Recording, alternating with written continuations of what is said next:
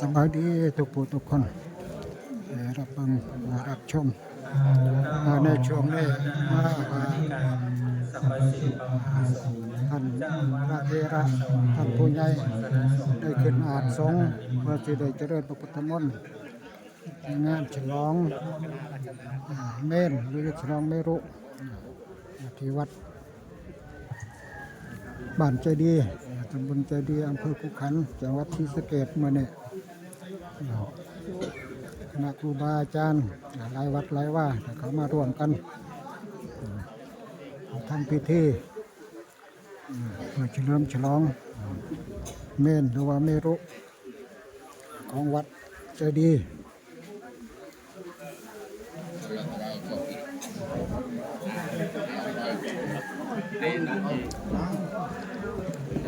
เป็นบรรยากาศ ช่วงแรกญาติโยมก็หลายผู้หลายคนในบ้านใจดีในบ้านอื่นบ้านไกลเริ่มทยอยกันเข้ามากันเรื่อยๆเพื่อจะได้ทำพิธีทางพระพุทธศาสนาได้สวดเจริญพุทธมนต์กันในช่วงนี้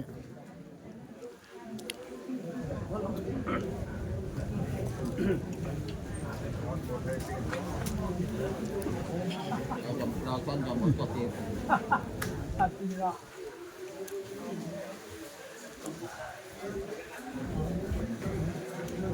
ขอเจริญพรคุณทวีศักดิ์คงทองเป็นประธานจุดธูปเทียนบูชาพระรัตนตรัยขอเจริญพรเจริญพรคุณทวีศักดิ์คงทองเป็นประธานจุดธูปเทียนบูชาพระรัตนตรัยขอเจริญพร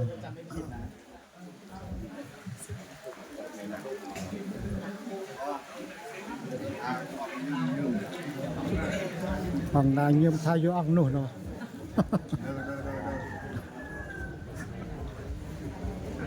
เดินไป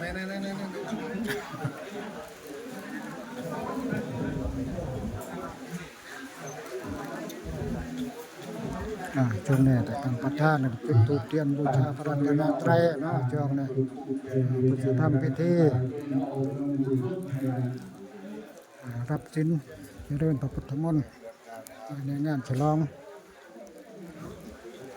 เมรุหรือว่าฉลองเมนที่วัดใจดี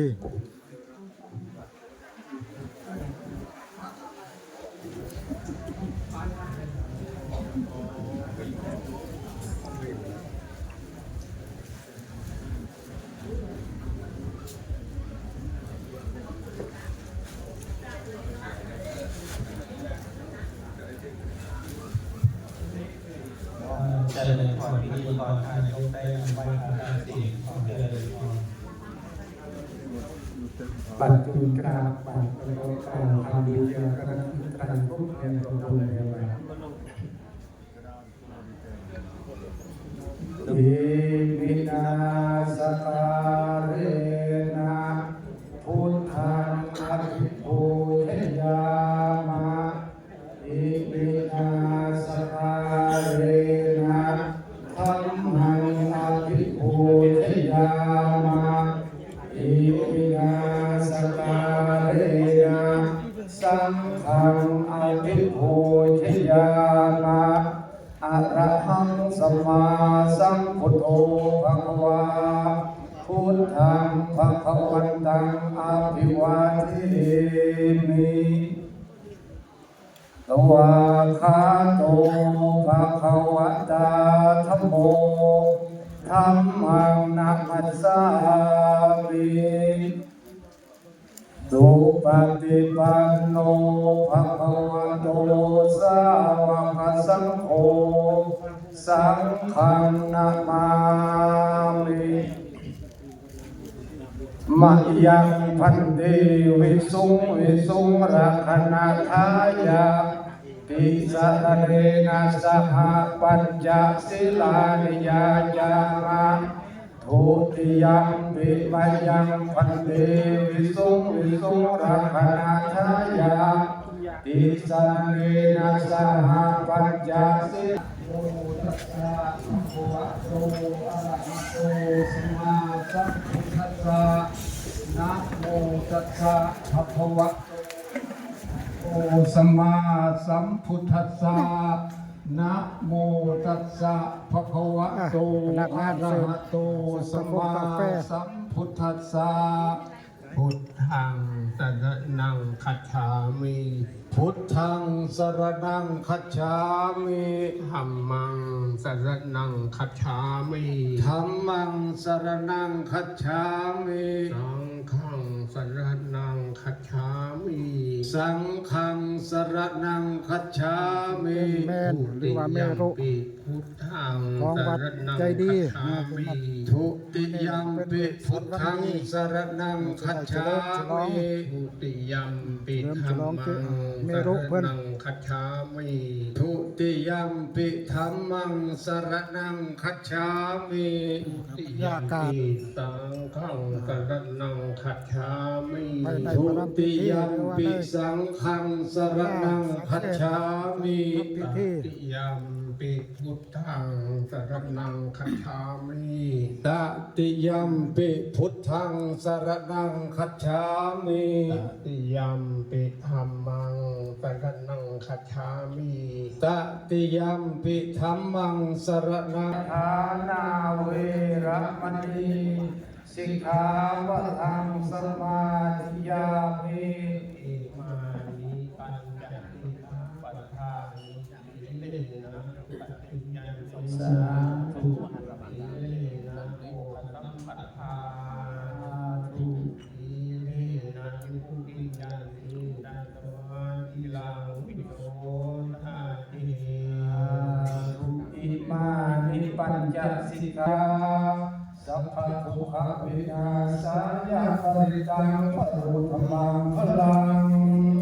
วิปัสสิปาติภหายะสัพพสัมปติสิทธิยา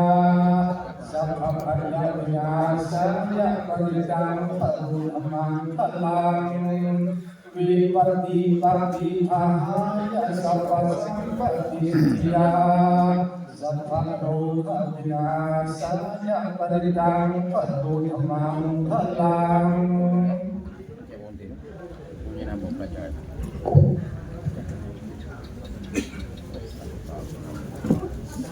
นะโมตัสสะภะคะวะโตอะระหะโตสัมมาสัมพุทธัสสะนะโมตัสสะภะคะวะโตอะระหะโตสัมมาสัมพุทธัสสะโอ